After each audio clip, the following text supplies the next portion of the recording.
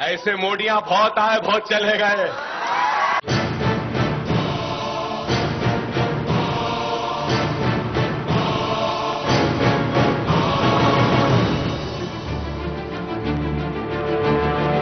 बड़े ठाकरे हैं, कहां के ठाकरे फाकरे, आओ।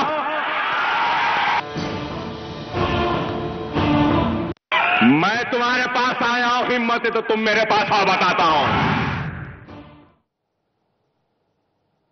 नमस्कार, मैं हूं सुरेश चौहान के और आप देख रहे हैं बिंदास बोल। बिंदास में हम आपके सामने लगातार आज तीसरा बिंदास बोल लेकर आए हैं, जो अकरुद्दीन ओवैसी के नंगा नाच को लेकर हम विभिन्न सवाल आपको पूछ रहे हैं। और आज के बिंदास में हम आपको सवाल पूछ रहे हैं कि अकरुद्दीन ओवैसी के MIM पार्टी की मान्यता क्यों न रद्द की जाए। जिस प्रकार से उसका नंगा नाच चल रहा है, उसको देखते हुए उसका पार्टी की मान्यता रद्द होना जरूरी है। और कानून भी यही कहता है कि उसकी मान्यता रद्द हो सकती है, लेकिन ये सारी संभावनाओं के बावजूद अभी भी इसके पार्टी की एक्टिविटी चालू है। ये वही दल है जिसको शुरू में बैन किया गया था, आजादी के साथ बैन किया गया था, लेकिन अब भी ये दल जारी है। तो हमारे साथ आज एक वकील भी जुड़े रहेंगे। हमारे साथ आज एडवोकेट विवेक शर्मा, जो कि सुप्रीम कोर्ट में प्रैक्टिस करते हैं, वो भी जुड़े रहेंगे। हम आपको इसके भाषणों का कानूनी पहलू दिखाएंगे। हमने पहले आपको दिखाया था पहले बिंदास में कि किस तरीके से ये अपनी बातें करता है। कल हमने दिखाया था राजनीतिक दलों के बारे में, और आज हम आपको दिखा रहे हैं कि इसका राजनीतिक दल ही कैसे गैर कानूनी है या गैर कानूनी एक्टिविटी में जुड़ा हुआ है। हम चाहते हैं कि हम आपके सामने वो सारे एक एक करके वीडियो लेके जाए। पहला वीडियो हम आपके सामने लेकर आते हैं, उसके बाद वकील साहब से बात करेंगे। पहला वीडियो दिखाते हैं। बाबरी मस्जिद छोड़े थे, ना छोड़ेंगे, ना काशी छोड़े थे ना छोड़ेंगे, ना मथुरा छोड़े थे ना छोड़ेंगे।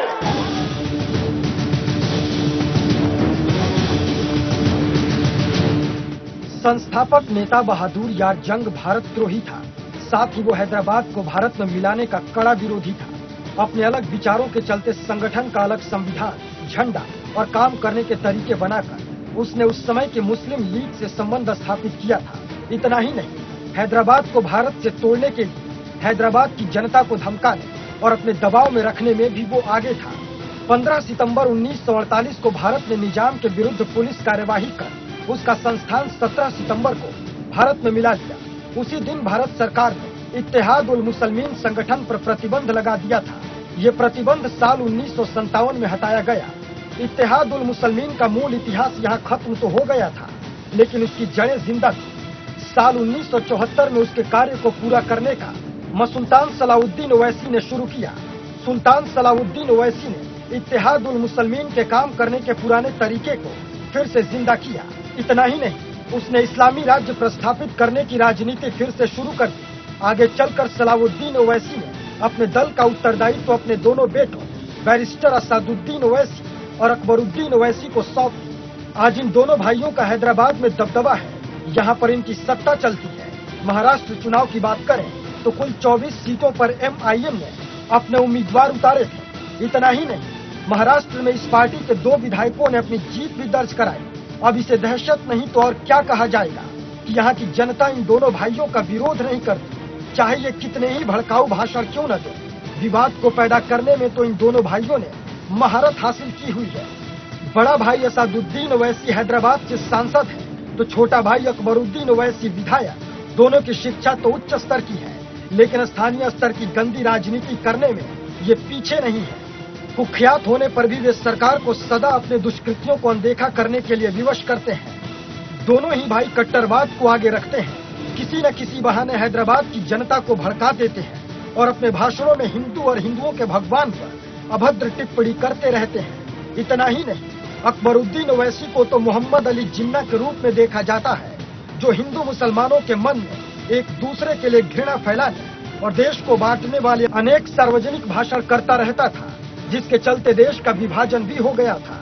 आज ये दोनों ओवैसी भाई भी भारत को बांटने पर तुले हुए हैं। इनका जल्द ही उपचार नहीं किया गया तो ये इसी तरह भारत में भड़काऊ भाषण करते ही रहेंगे। Bureau report, Sudarshan news.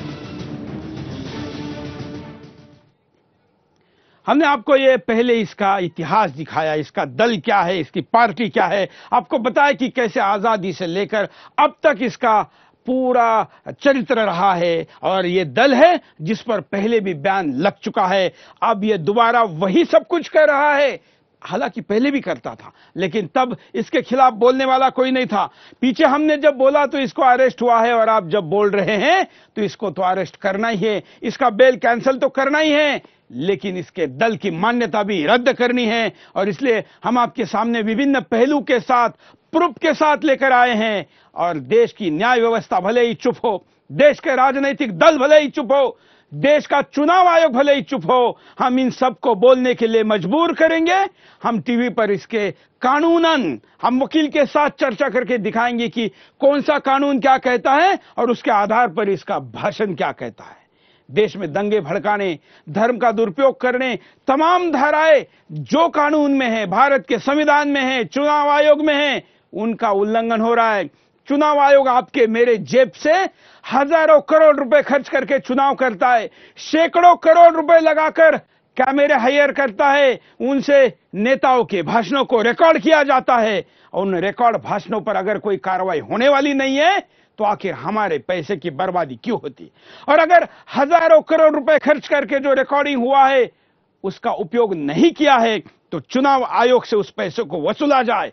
चुनाव आयोग इसलिए सबसे बड़ी संस्था है जो सबसे ज्यादा जिम्मेवार है, और स्थानीय प्रशासन जहां पर यह भाषण होने के बावजूद कार्रवाई नहीं होती, और फिर भारत की सरकार भी जो देश के विरुद्ध युद्ध पुकारने की भाषा करने वाले व्यक्ति को अरेस्ट नहीं करती। ऐसे तमाम सारे पहलू को अगले 1 घंटे तक हम आपके सामने एक वीडियो, उसका कानून ये दिखाएंगे, साथ साथ में आपके कॉल लेंगे। पहले एक वीडियो देखते हैं, वकील साहब से बात करते हैं और उसके बाद आपके कॉल लेते हैं। पहला वीडियो आपके साथ। हिंदुस्तान, हम 25 करोड़ है ना, तुम 100 करोड़ है ना, ठीक है, तुम तो हमारे से इतने ज्यादा है। 15 मिनट के लिए पुलिस को हटा लो, बता लेंगे किसमें हिम्मत है, कौन सा हर है। विवेक जी, आपने देखा ये क्या शब्द बोल रहा है, इसको आप कानूनी भाषा में क्या कैसे व्याख्यानित करेंगे? नमस्कार। हाँ, मेरा तो ये मानना है सुरेश जी कि ये आदमी एक भी मिनट के लिए बाहर कैसे घूम रहा है। 124 धारा सेक्शन 124 इंडियन पिनल कोड साफ साफ ये प्रावधान करता है। ये तो बिल्कुल हेट्रेड की, नफरत फैलाने वाली, देश को तोड़ने वाली भाषा का इस्तेमाल कर रहा आदमी। तो ये एक भी मिनट बाहर कैसे रह सकता है? इसको तो अंदर ही होना चाहिए।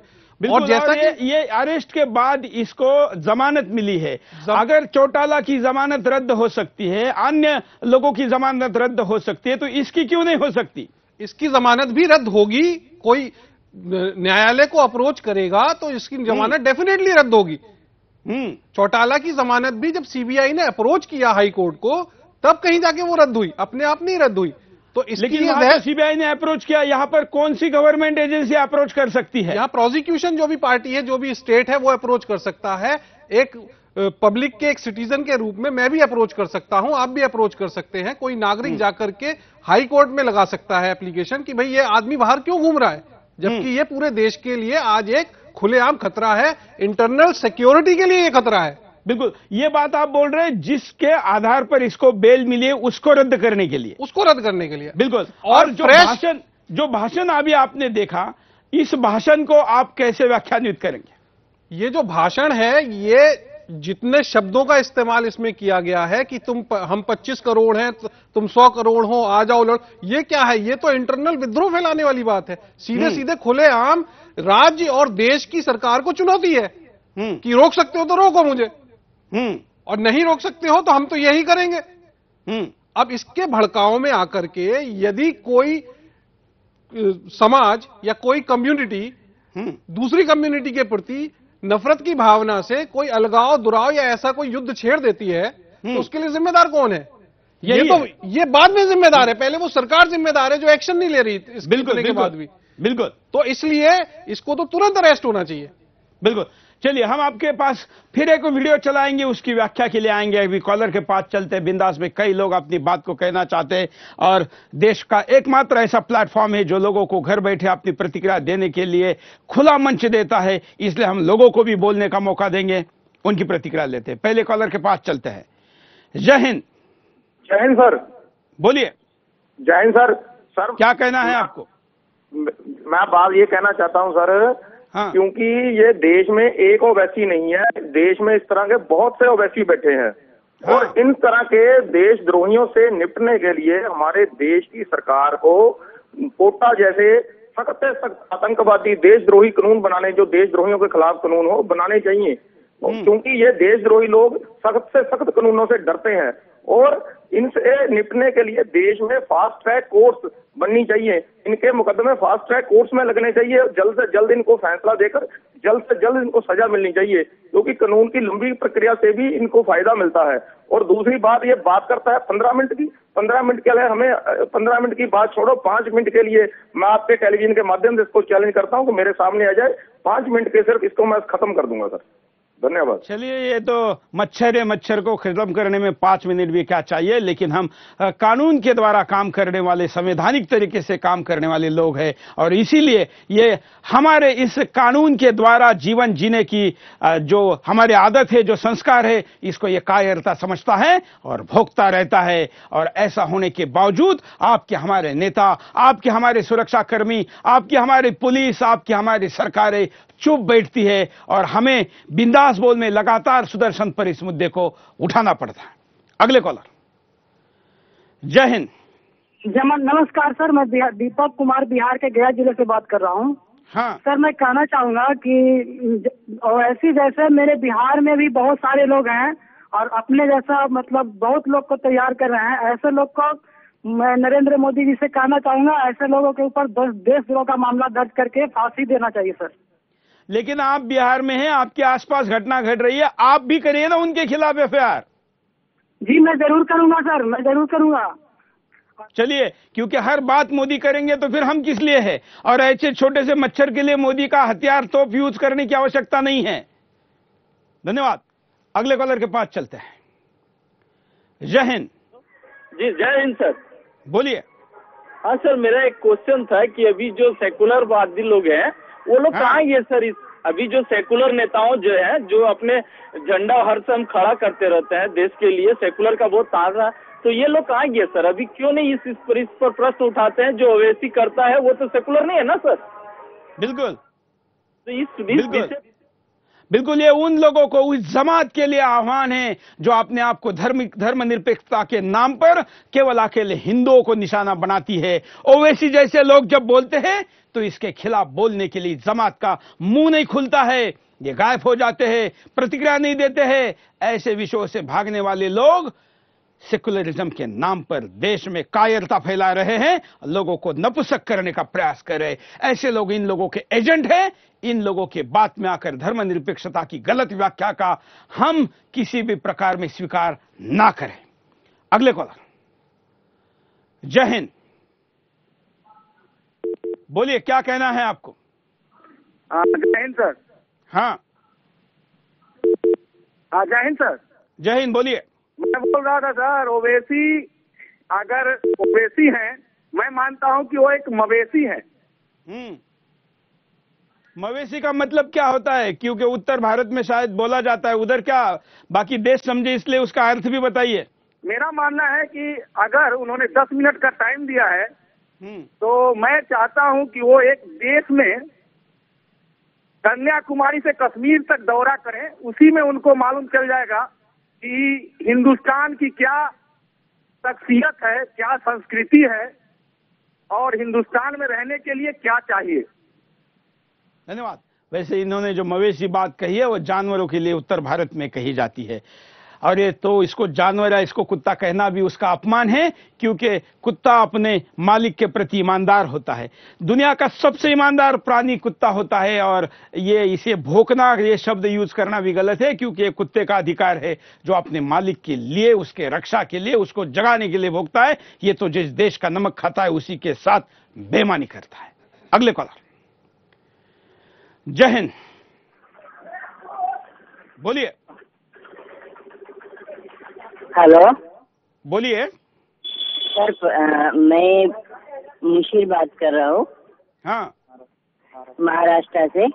बोलिए। सर परवीन तोगड़िया जैसे भी लोग सर जहर उगलने वाली बात करते। हाँ, तो उनका देखेंगे ना जब नंबर आएगा। अभी तो ओवैसी का नंबर आया है। ओवैसी के विषय में आपका क्या कहना है? सर तो अभी जो है आप एक तरफी मामला बता रहे हो ना अभी। हाँ, तो जब आपकी ट्रीटमेंट होगी तो आप ही क्यों देखेंगे ना, एक एक पेशेंट को देख के ठीक करेंगे। ओवैसी में क्या कहना है आपको? पीछे से कोई प्रॉम्प्टिंग करवा रहा है लगता है। ऐसे पपेट ही कॉल करके ओवैसी का समर्थन कर सकते हैं। धन्यवाद।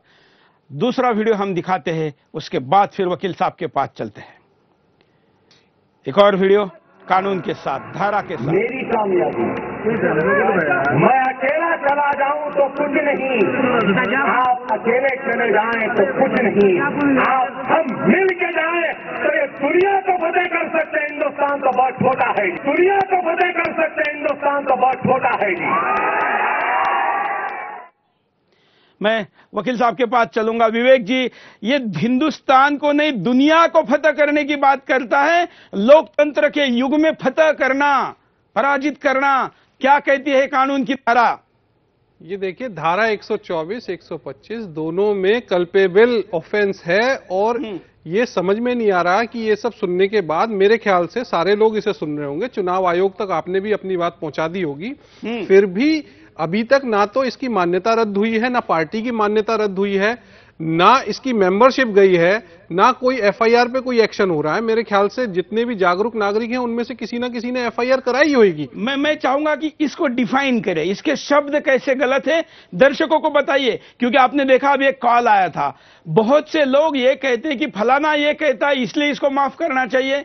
हालांकि ये तोगड़िया का नाम ले रहा था। मैं एक जानकारी रिसर्च के आधार पर आपको दर्शकों को देना चाहूंगा कि इस देश में सबसे ज्यादा अगर कानूनी कार्रवाई किसी पे हुई है तो हिंदू नेताओं पे हुई है, ऐसे शब्दों का उपयोग करने के लिए। बिल्कुल ठीक। मैं विवेक जी, जिस प्रकार की ये भाषा बोल रहा है, इन शब्दों को कैसे कानून में बिठा के वो गलत है आप साबित करेंगे? ये देखिए, जो सडिशन का कानून है, देश के प्रति द्रोह का कानून है, उसमें जो शब्द हैं वो अक्षर से यही शब्द हैं जो देश के विरुद्ध कोई भी बात करने के लिए होते हैं। जैसे इन्होंने कहा अभी कि भारत तो बहुत छोटा सा मुल्क है, यानी भारत को तो फतेह करेंगे ही, डिस्पाइट ऑफ द फैक्ट कि भाई भारत में एक लोकतंत्र है। मतलब है भारत को पराजित करके जीतेंगे। दूसरा, लोकतंत्र की जो हमारी मान्यता है, जो संवैधानिक हमारा अधिकार है, उसको कुचलकर मसलकर फतेह का आप इंडिकेशन एक और देखिए ना, जो फतेह किया जाता है उसको हर प्रकार से पद दलित किया जाता है। तो ये जो मेजोरिटी है, क्योंकि माइनॉरिटी के तो वो रहनुमा बनने की कोशिश कर रहे हैं, हालांकि है नहीं, लेकिन जो मेजॉरिटी है उसको पद दलित करने की बात कर रहे हैं कि उसको किसी भी तरीके से फतेह करना। फतेह अपने आप में एक नेगेटिव शब्द है।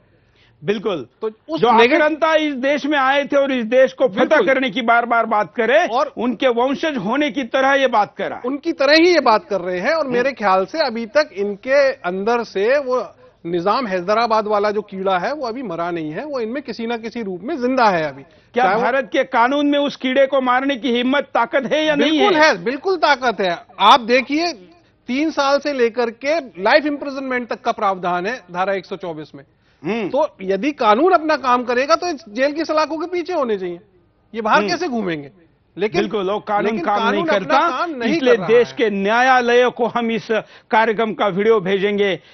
देखने के लिए भी कहा है, लेकिन पता नहीं कितने देखेंगे, लेकिन इसका YouTube लिंक हम देश के न्यायालय के सामने देंगे, देश की न्याय व्यवस्था के सामने देंगे। उनको बताएंगे कि ये वकील बोल रहे हैं, ये कानून है और ये बोलने वाला भोंकने वाला है, बताइए इसका डेफिनेशन क्या है। इसके लिए आज के कार्यक्रम में हम कानून के साथ और बिंदास में एक वकील साहब को लेकर, सुप्रीम कोर्ट के यशस्वी वकील को लेकर बैठे हैं। कॉलर के पास चलता है। जय हिंद, बोलिए क्या कहना है? मैं हिमाचल प्रदेश से बोल रहा हूँ। आपने ये राष्ट्रीय मुद्दा उठाया है, ये बहुत अच्छा है।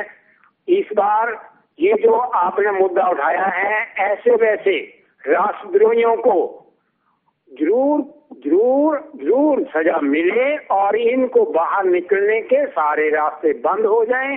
यही ऐसे लोगों का एक सही ढंग है, सही परिणाम है। और मैं चाहता हूं कि जो भी सेवा हम लोगों से होगी, आप बोलिए, हम उसके लिए हमेशा तैयार हैं। पहले राष्ट्र सीमा पर सैनिक होने के नाते सेवा की है, अब हम इस तरह से जुड़ करके आपके साथ इस सेवा में भी आगे बढ़ चढ़ करके हिस्सा लेना चाहते हैं। हरिओम हरिओम। धन्यवाद। देश के पूर्व सैनिक जो है वो इसके खिलाफ लड़ने को तैयार है। अगर वर्तमान सैनिकों के पास ये ताकत नहीं है या कानून के व्याख्या करने में ही वो उलझे हुए हैं या उनको आकाओं की आदत की आदेश की जरूरत है, तो पूर्व सैनिक क्या कहते हो बात आप सुन रहे हैं। हालांकि यह कानून को हाथ में लेने की बात फिलहाल तो हम नहीं करें। यहां पर रुकते एक छोटे से ब्रेक के लिए, ब्रेक के बाद दोबारा आएंगे बिंदास बोलचाल। मोदी किधर का मोदी? ऐसे मोदियां बहुत आए, बहुत चले गए।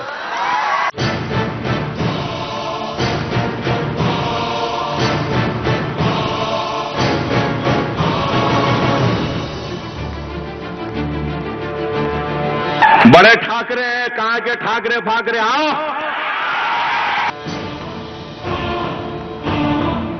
मैं तुम्हारे पास आया हूं, हिम्मत है तो तुम मेरे पास आओ, बताता हूं।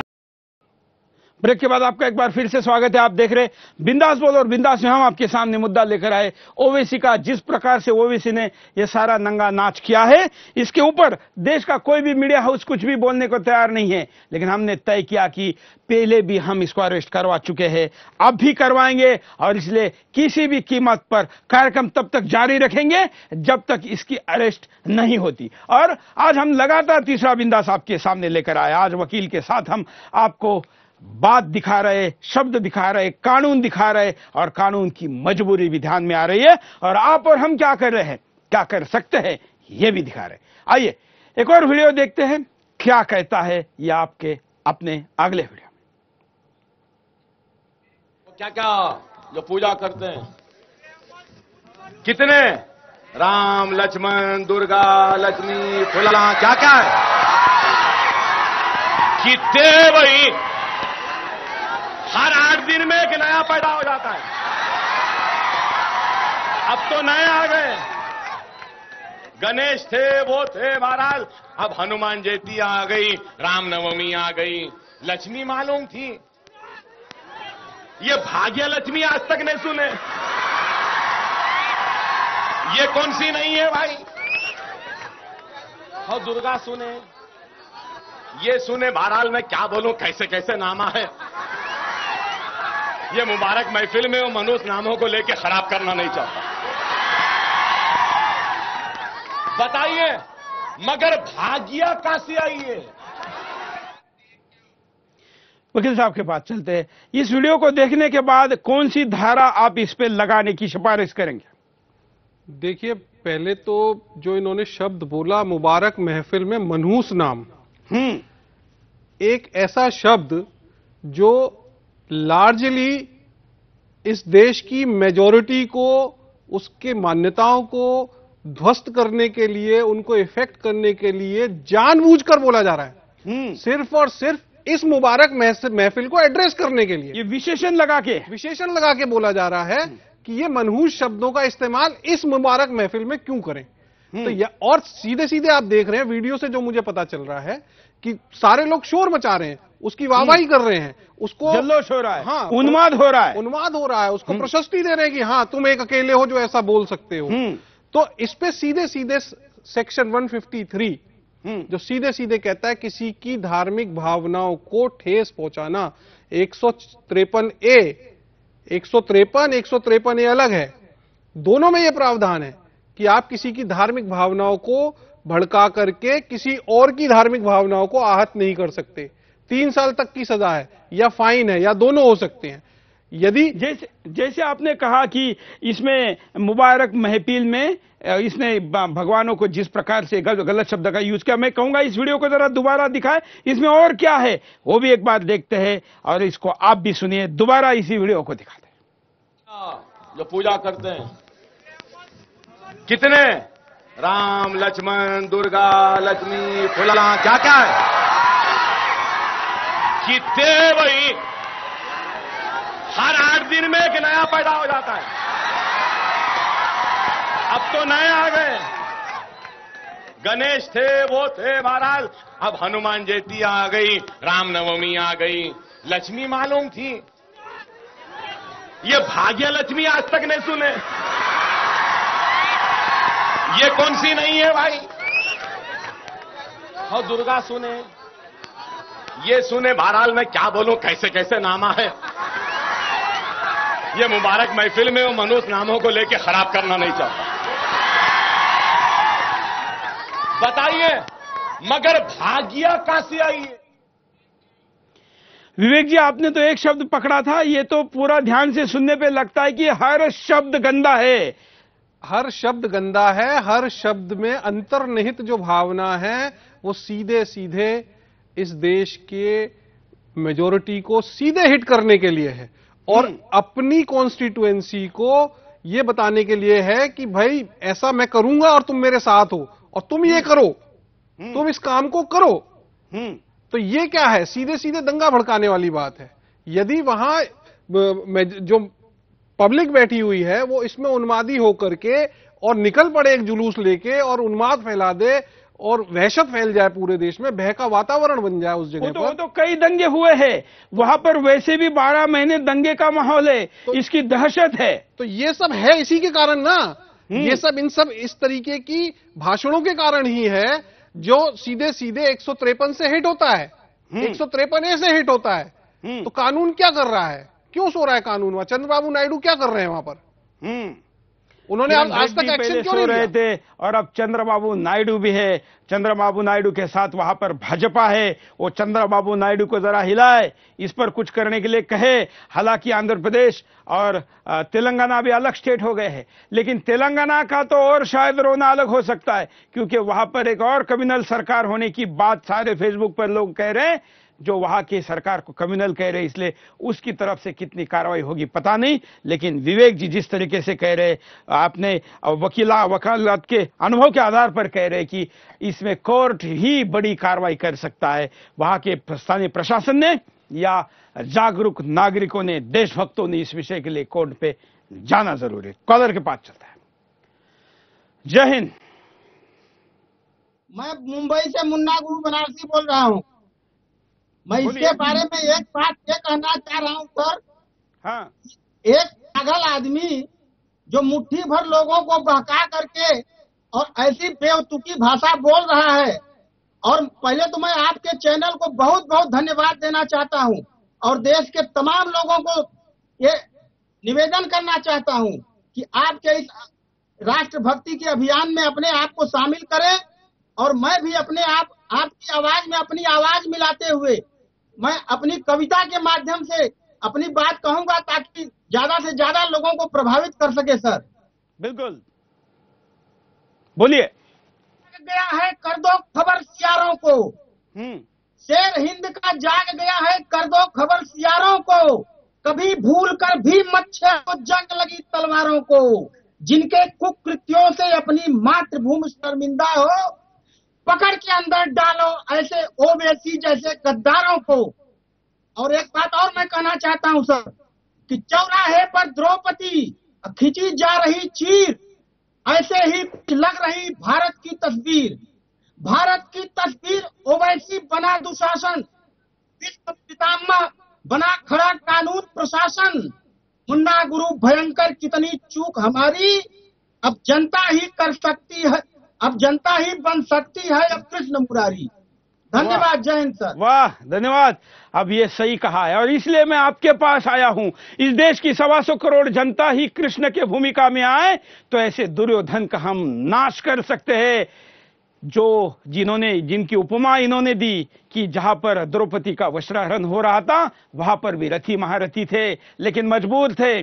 कोई किसी निष्ठा के कारण बंधा था, तो कोई किसी प्रेम के कारण बंधा था, तो कोई किसी परंपरा के कारण बंधा था। हमारी देश की सरकारें, हमारी देश की न्याय व्यवस्था, हमारे देश के नेता जो कोई मजबूरी से, कोई आंखों पर पट्टी बांध के, तो कोई राजनैतिक हित को देखते हुए चुप है, लेकिन 125 करोड़ हिंदुस्तानी कृष्ण बनकर भारत माता को द्रौपदी होने से बचा सकते हैं, उसके वस्त्रहरण को रोक सकते हैं। और इसलिए अपने अंदर के श्री कृष्ण को जगाना होगा।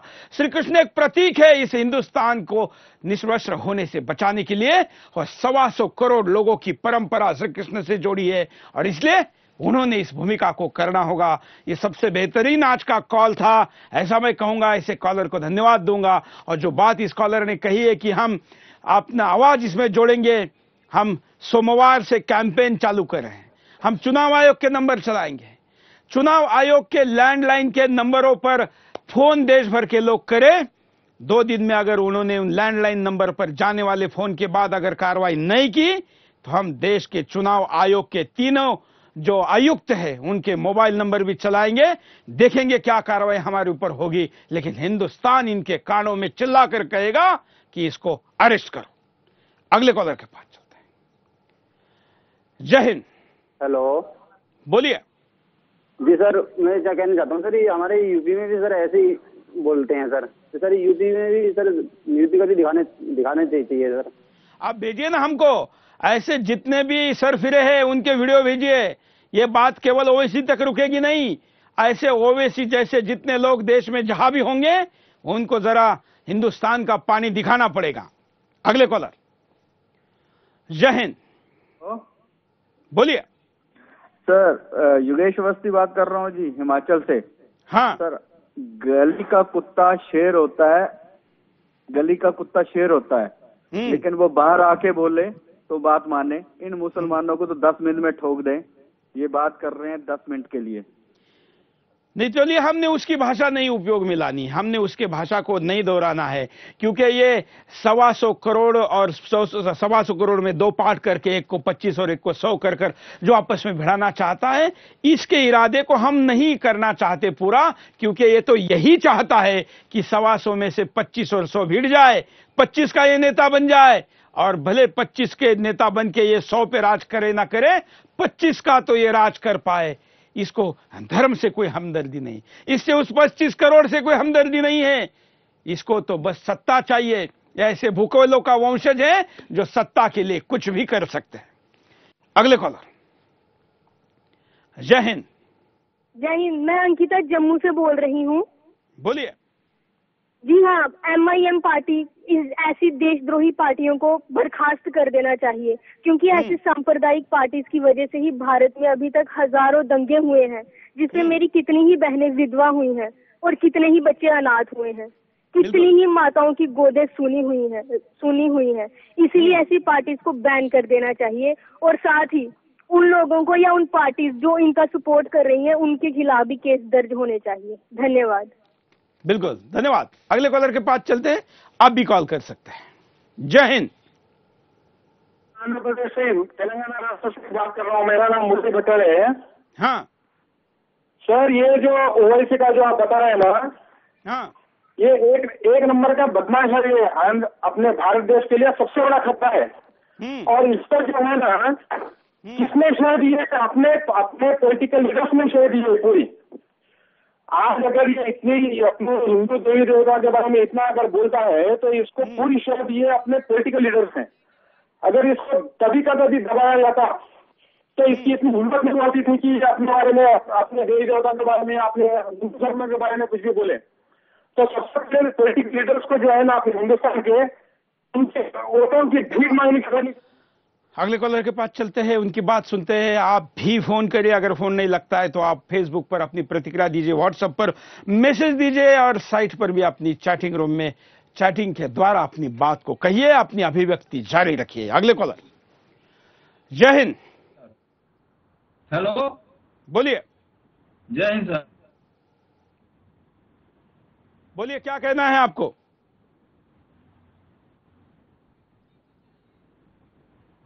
Hello sir. हाँ, आवाज जा रही है सर मेरी? बिल्कुल, बोलिए। हेलो। हम स्काइप के कॉलर को कहेंगे कि आपका वीडियो आपको दोबारा देखने के लिए कुछ सेकंडों का टाइम जाता है।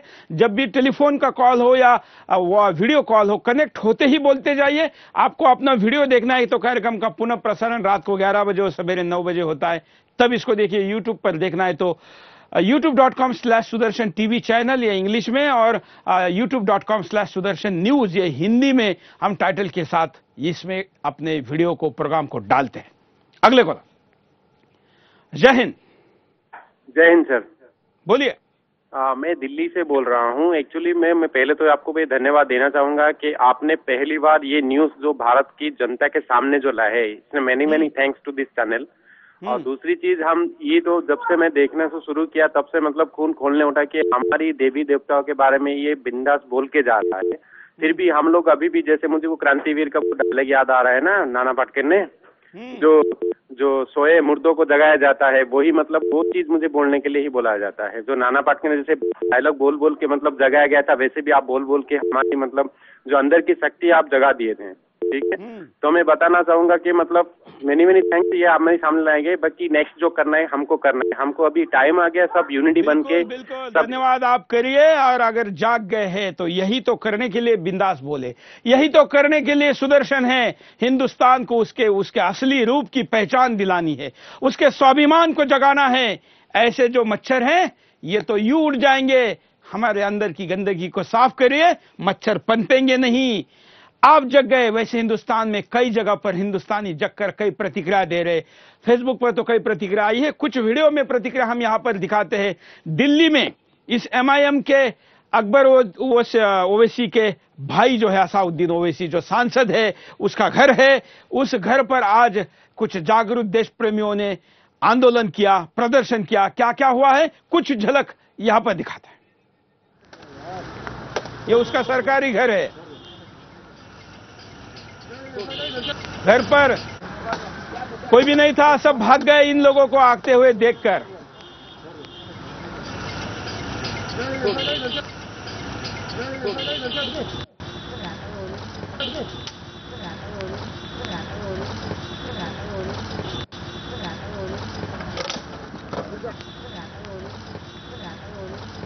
अरे आ जाओ, चलो। हालांकि लंबे वीडियो यहाँ पर प्रदर्शन हुआ है, घोषणाबाजी हुई है, और वो वीडियो काफी लंबा है, लेकिन हम आपको उसमें से कुछ अंश दिखा रहे हैं। हम कॉलर को ज्यादा टाइम देना चाहते हैं। और मैं यहाँ पर एक बात करना चाहूंगा, ये ओवैसी वाला जो 15 मिनट का टाइम दो कहता है और भले अपने आप को हिम्मत वाला दिखाता है, उसके भाई के घर पर काम करने वाले तमाम दुम दबा के भाग गए। जब वहां पर देशभक्त लोग प्रदर्शन करने आए तो उन्होंने बहुत कुछ अहिंसात्मक ही तरीके से अपनी प्रतिक्रिया व्यक्त की, अन्यथा वहां पर कोई बात करने वाला भी नहीं था। अगले कॉलर। जय हिंद। बोलिए। जी जी जी, क्या कहना है आपको? हेलो। हाँ, हमें लगता है सर ये ISI और दाऊद इब्राहिम को सही पर एक काम चल रहा है।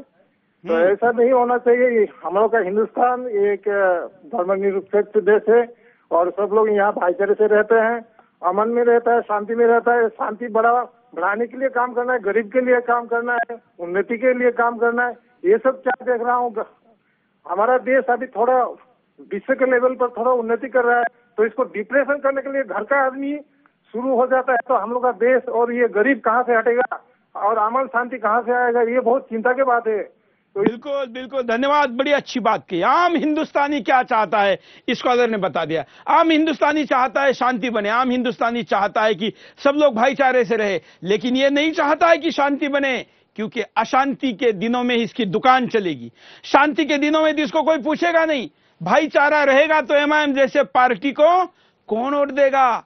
और इसको तो वोट चाहिए, इसको सांसद चाहिए, इसको नगरपालिका चाहिए, इसको विधायक चाहिए, इसको तो फतह करना है। राजनीतिक जीत तक नहीं सीमित रहना है। इसलिए शांति की विरोधी ऐसे लोगों को हमने पहचानना है। पहचान के क्या करना है, इस पर हम बात कर रहे हैं। बिंदास बोल जारी है। रुकते एक छोटे से ब्रेक के लिए, ब्रेक के बाद फिर आएंगे। बिंदास बोल जारी। का मोदी किधर का मोदी? ऐसे मोदियां बहुत आए, बहुत चले गए।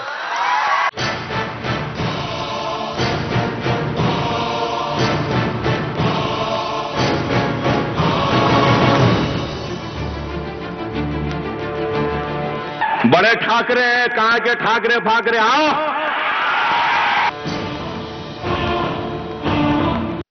मैं तुम्हारे पास आया हूं, हिम्मत है तो तुम मेरे पास आओ, बताता हूं।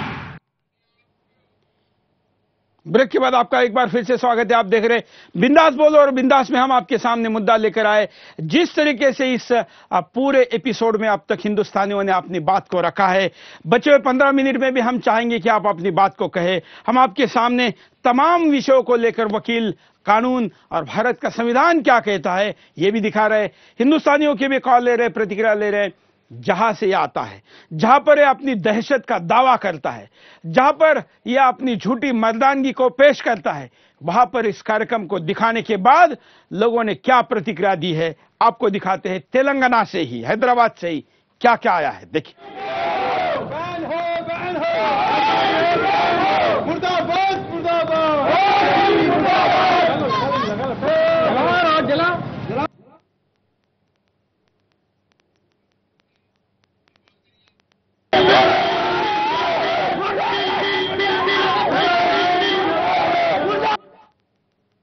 ये वो प्रतिक्रिया है जो तेलंगाना से आई है। वहां पर बड़े संख्या में कई प्रदर्शन हुए, लेकिन हम कार्यक्रम में समय के कमी के कारण सारे प्रदर्शनों को दिखा नहीं पाएंगे। हम हमारे फेसबुक पेज सुदर्शन न्यूज पर और हमारी वेबसाइट sudarshannews.com पर इन सारे प्रदर्शनों को, देश भर में हुए घटनाओं को दिखा रहे हैं। आप भी अपने यहाँ पर ऐसी घटना करके हम तक वीडियो भेज सकते हैं, अपनी प्रतिक्रिया दे सकते हैं, अपनी अभिव्यक्ति दे सकते हैं, अपने हिंदुस्तानी होने का पहचान दे सकते हैं, अपने हिंदुस्तानी होने का कर्तव्य निभा सकते हैं।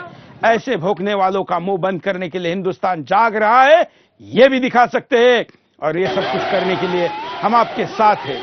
हिंदुस्तान के खिलाफ कोई भी बोलेगा, किसी भी धर्म का बोलेगा, किसी भी पद का बोलेगा, हम उसके खिलाफ बोलेंगे। बिंदास का ये नारा है, राष्ट्र सर्वप्रथम। इसके साथ हम आपके सामने हैं। इसके साथ कई प्रतिक्रिया और भी आई है, लेकिन हम उन प्रतिक्रियाओं को आपको हमारे फेसबुक पेज पर देखने के लिए कहेंगे। अब एक और वीडियो देखते हैं, उसके बाद वकील साहब के पास चलते हैं और फिर कुछ कॉलर के पास भी चलेंगे। पहले चलते हैं, वीडियो देखते हैं। दुनिया में 3 मनादिर है जहां के लोग बोलते हैं राम यहां पैदा हुए, राम यहां पैदा हुए, राम यहां पैदा हुए।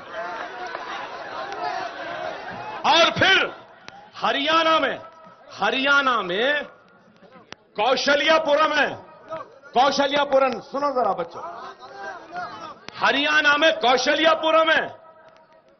वहां के लोग बोलते हैं कि हिंदुस्तान में हिंदुस्तानी तहजीब है, रिवायत है कि एक औरत अपने पहले बच्चे को जन्म देने से पहले मैके को जाती है और मैके में जन्म देती है। हमारे पास भी अरे पहला बच्चा है, आ जाओ बोल के घर में बुलाते है भाई, है एक हिंदुस्तानी तहजीब है, हिंदुस्तानी तहजीब है।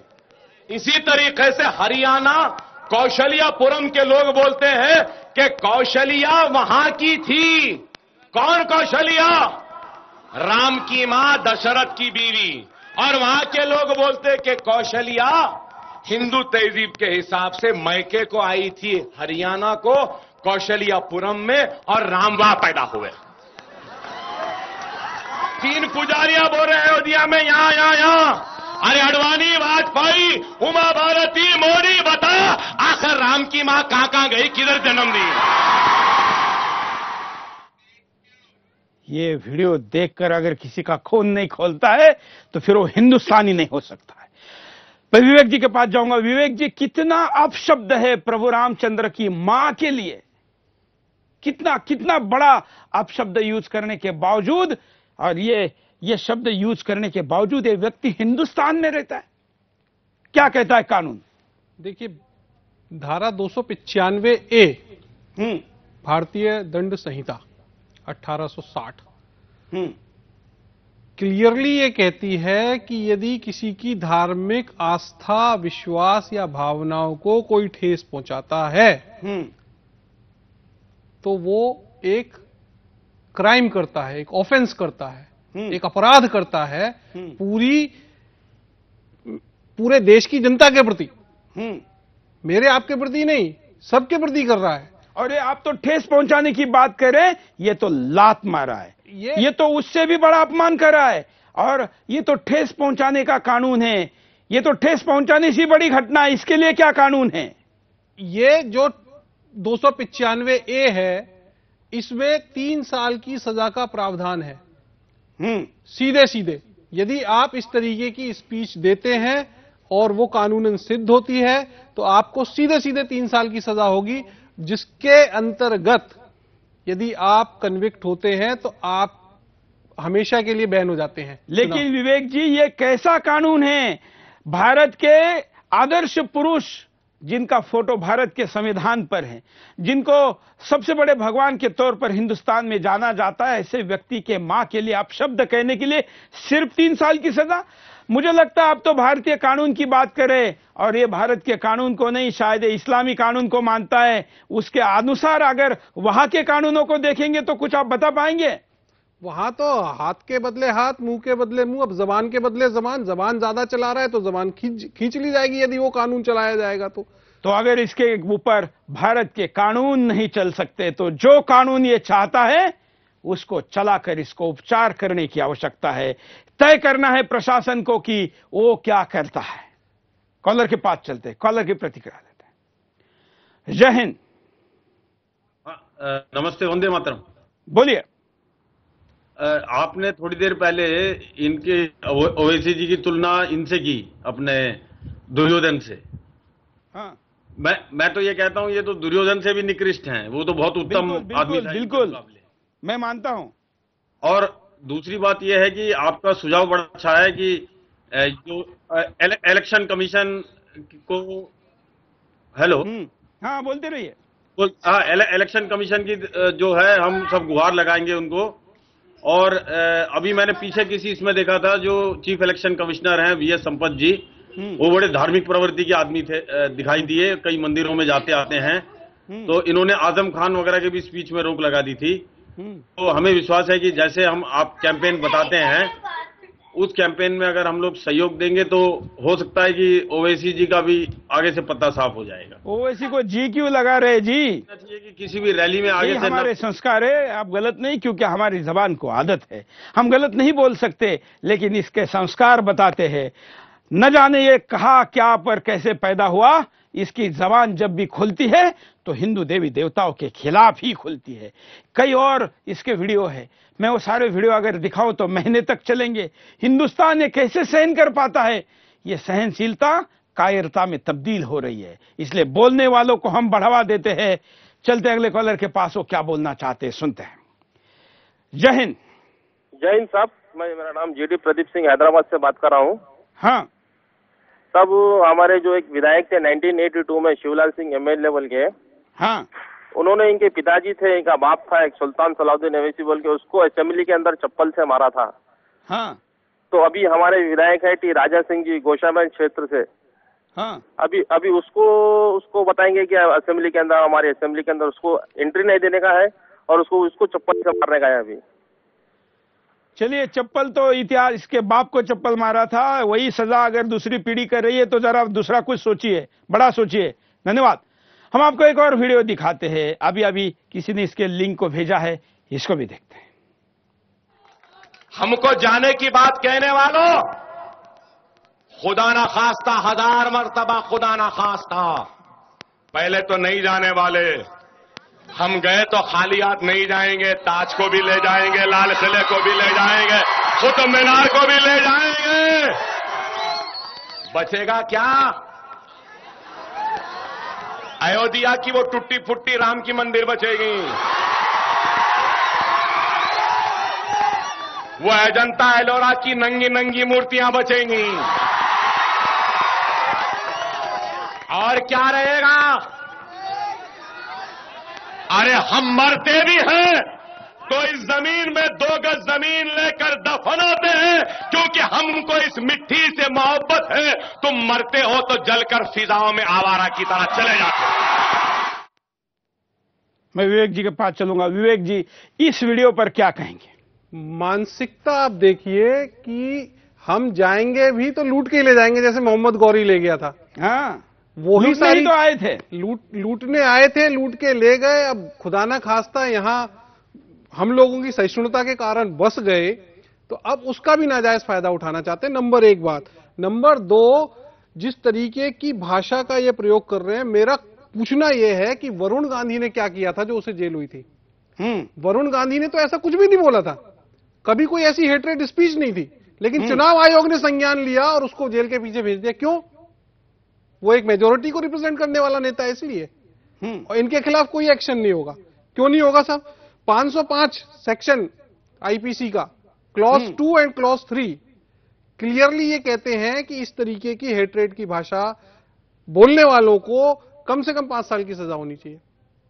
इसके अलावा एक और बात मैं आपको बता दूं, चुनाव आयोग का मॉडल कोड ऑफ कंडक्ट, जिसको हम इससे जोड़ें आईपीसी से या रिप्रेजेंटेशन ऑफ पीपुल एक्ट से जोड़ें, तो वो क्लियर कहता है कि यदि कोई पार्टी या पार्टी का कोई नुमाइंदा इस तरीके की नफरत फैलाने वाली भाषा का इस्तेमाल पब्लिक मीटिंग्स में करता है तो उस पार्टी की मान्यता रद्द होनी चाहिए, उस मेंबर की मेंबरशिप रद्द होनी चाहिए, उसको डिबार करना चाहिए कोई भी इलेक्शन कंटेस्ट करने से। ये इलेक्शन कमीशन की कोड ऑफ कंडक्ट है। तो इलेक्शन कमीशन क्या कर रहा है, मेरा क्वेश्चन है। बिल्कुल, और ये सवाल है, और इसलिए इलेक्शन कमिश्नर पर और इलेक्शन कमीशन की व्यवस्था पर अगला धावा हिंदुस्तानियों ने बोलना है।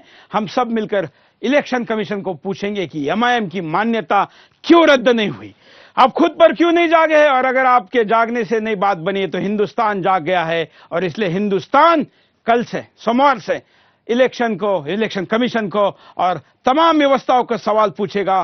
कल 11 बजे से हम नंबर चलाना शुरू कर देंगे। नंबरों पर आप फोन करके इलेक्शन कमीशन को सवाल पूछिए। उसके बाद हम अन्य अथॉरिटी के भी number, email ID, fax number चलाएंगे, फोन नंबर चलाएंगे। आशा करते हैं कि हम सब मिलकर जो आवाज उठाए हैं ये आवाज जारी रहेंगे। केवल 3 बिंदास बोल रुक के करके हम रुकेंगे नहीं।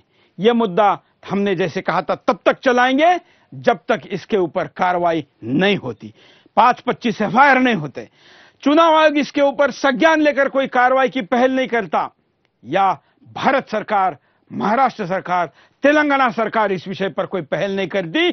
हम इसके भाषण दिखाएंगे। बिंदास तो शुक्रवार, शनिवार, रविवार है, लेकिन 24 घंटे का चैनल है। कल 11 बजे से सुदर्शन पर दिन भर विभिन्न विषयों के साथ इस विषय को भी हम जारी रखेंगे। आज के लिए इतना ही। जय हिंद। का मोदी, किधर का मोदी? ऐसे मोदियां बहुत आए, बहुत चले गए।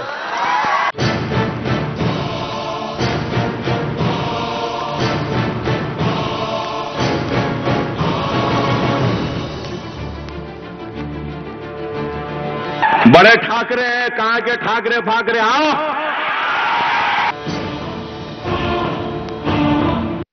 मैं तुम्हारे पास आया हूं, हिम्मत है तो तुम मेरे पास आओ, बताता